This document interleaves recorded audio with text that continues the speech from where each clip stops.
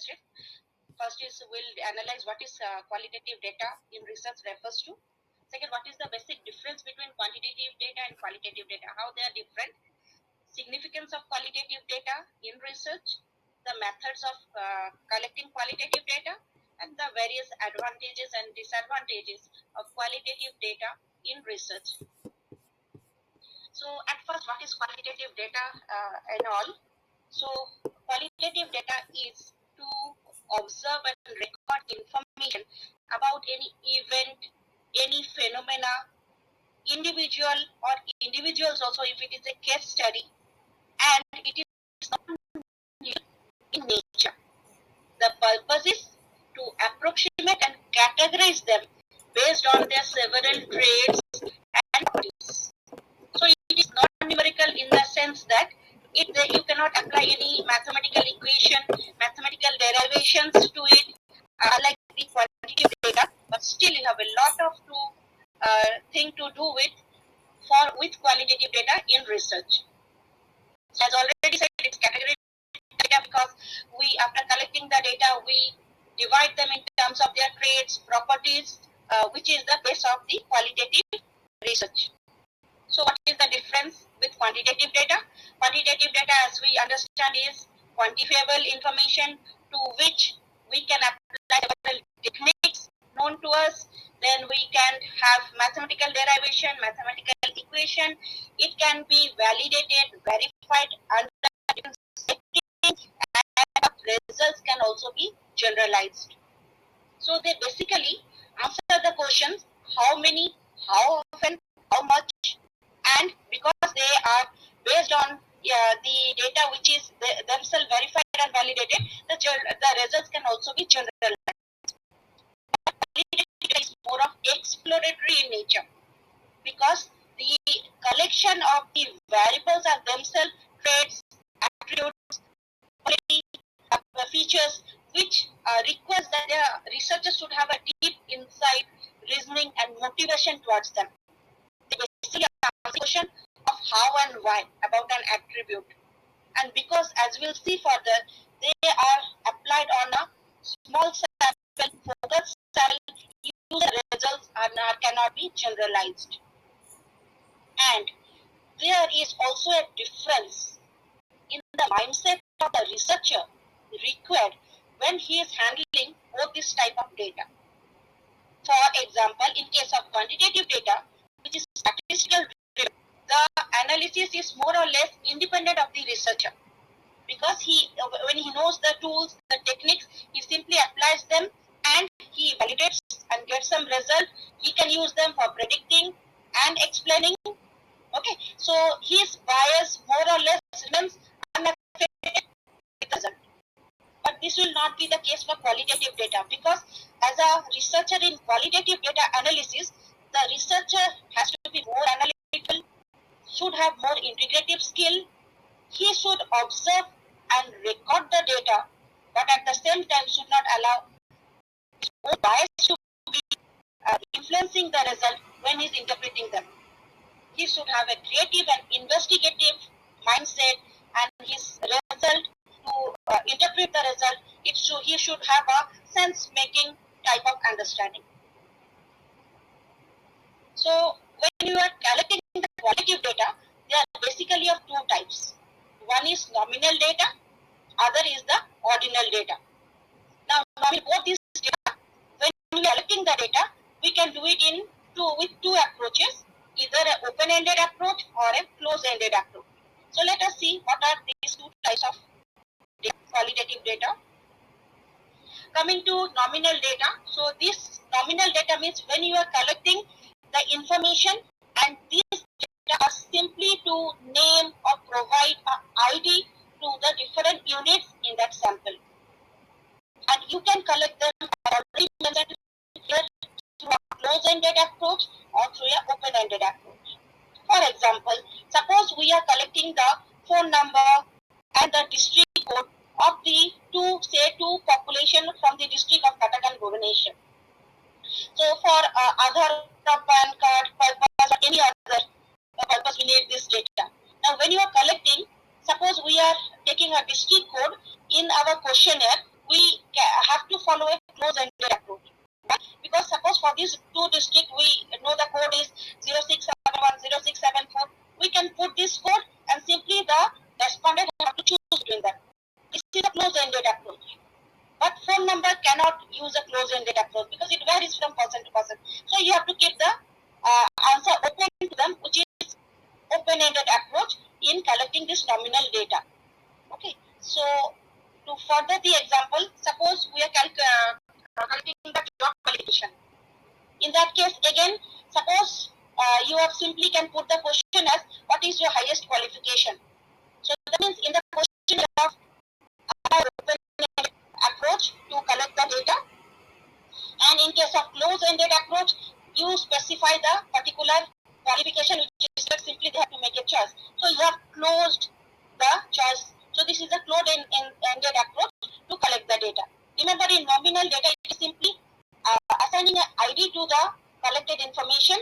It cannot be put to any numerical analysis in the sense that the value does not make any sense. It is simply putting an ID to the collected information.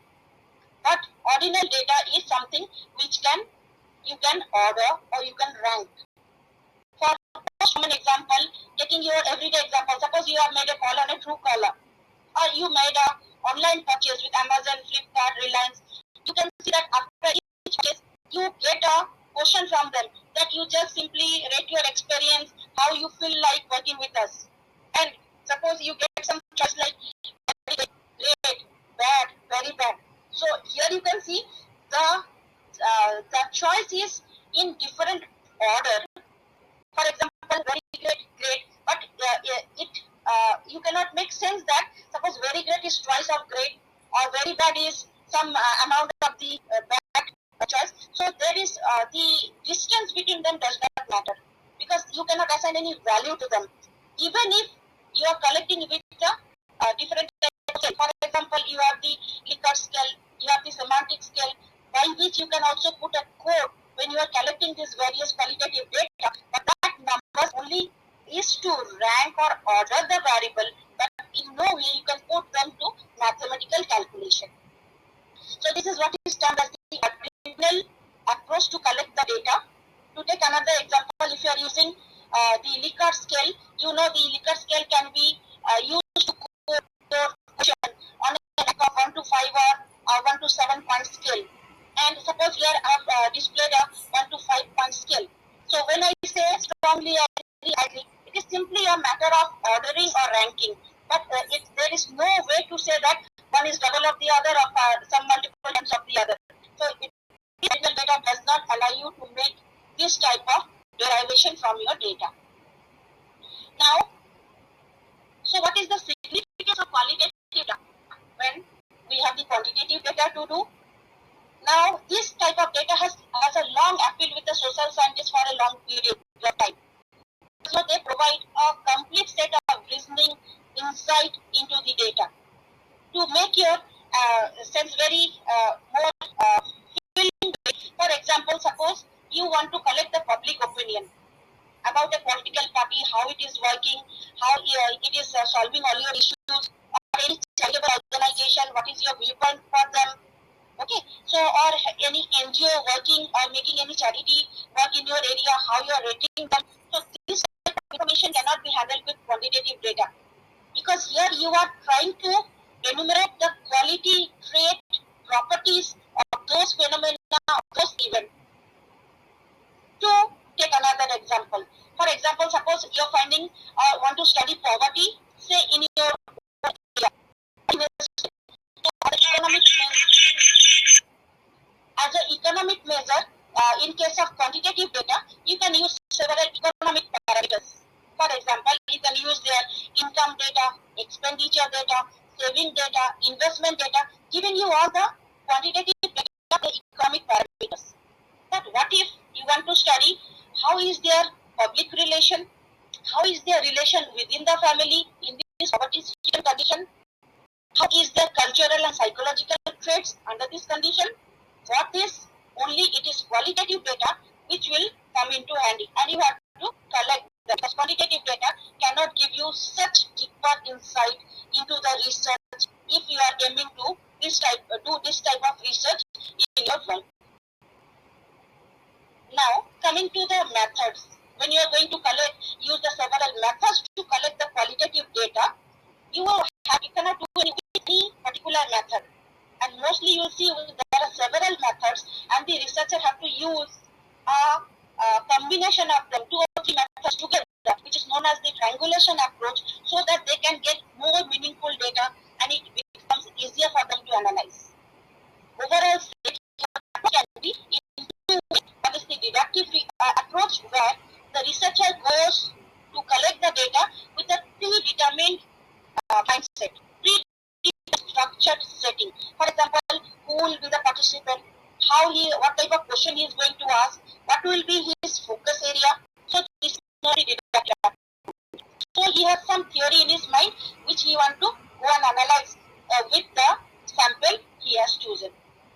But in case of deductive approach, he has no predetermined mindset or structure in his mind. He goes with open mind, see the sample he has selected, whatever data is from them, he interprets them. Maybe that will contribute to more new theories and gives more flexibility to his research, which is under the inductive approach. All said and done, let us see some of the methods which the qualitative researcher usually use. So these methods are, first is the direct observation, which again can be participant observation, non-participant observation, overt observation, observation, ethnographic observation, control observation, naturalistic observation. So many types, some will see in brief. Similarly, interviews can be structured, semi-structured, unstructured type of interviews. Open-ended surveys, focus group, content analysis, longitudinal studies, record keeping, oral history, case studies are some of the methods which are often used to collect qualitative data by the researcher. So many different methods. We'll see some of these methods in brief, which are often used by the qualitative data researchers. Coming to observation method, as the name itself shows, the researcher simply observes and records the sample he has chosen. So this is why it is known as observation method. But again, it's not simply observing. Observing by us and a very insightful researcher is completely different, because he has to act more like a detective. He has to see, record every details, then analyze and interpret the result, and throughout his interpretation should be free of his own bias. He should not try to explain. He simply try to record the information, see what they are revealing, and irrespective of getting his own bias mindset, he has to interpret the result. So observational method, though the name stands very simple, has a huge care to be caution to be taken. Overall, it is divided into direct observation, where the researcher simply directly observes either in a control setting, which is known as the controlled observation, or naturalistic setting, where he simply goes to their natural place, habitat, to all the information, or it can be indirect observation also, where he uses several indirect sources to collect the information. So let us go deeper into this observational method, which is one of the most used method in qualitative data analysis. So what is direct observation? I already said researchers studies people as they go about in their daily life, either in their setting or in their control setting. If it is a control setting, then the researcher has his own control set of questions, the place where the research will take place. Like for example, the psychologists carrying a research in their lab. So what type of question will be asked, what will be the time, how the response will be recorded, everything is standardized by the researcher. So it is under his control.